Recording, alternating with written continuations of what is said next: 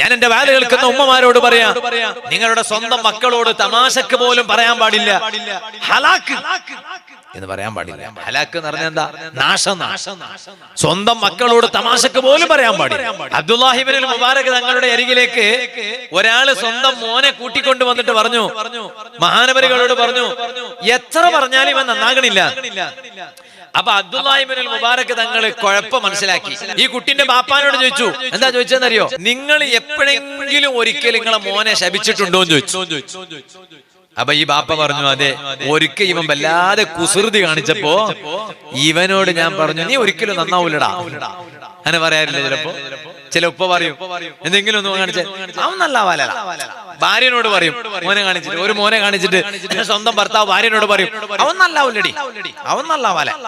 ബാക്കി ഓണ്ട ബഗ്യം എന്നൊക്കെ ചൊല്ലാം, ഓണ്ട ബഗ്യം ചൊല്ലാം, ഓണ്ട ബഗ്യം എന്നൊക്കെ ചൊല്ല ധൈര്യമല്ലേ, നല്ലാവാല. അത് മതി നന്നാകാതിരിക്കാൻ.